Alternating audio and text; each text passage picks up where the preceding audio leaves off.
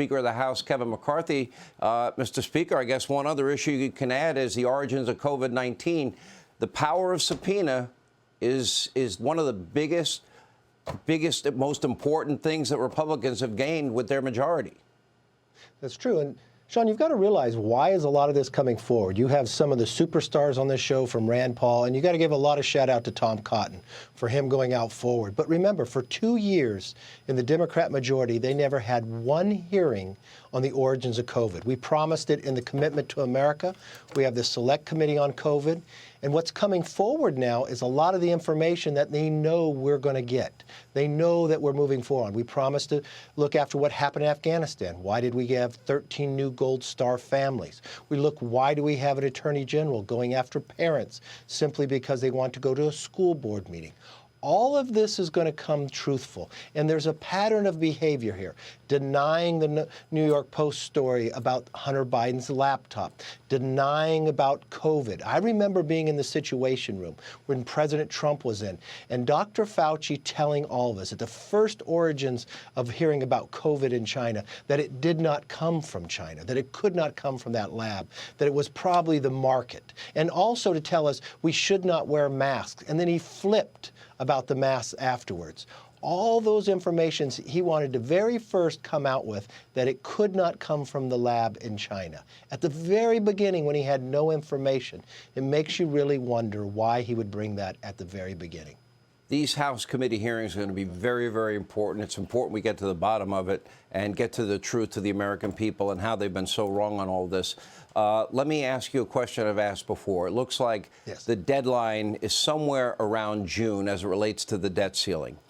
Democrats seem to be calculating that Republicans in the House will not unite behind a single plan, and they will lose any leverage in negotiating raising the debt ceiling. Are you confident that your majority will unite behind one plan, probably including fiscal responsibility?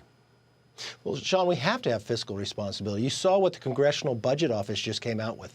In the next 10 years, we will spend $10 trillion just on interest. That will be our largest payment.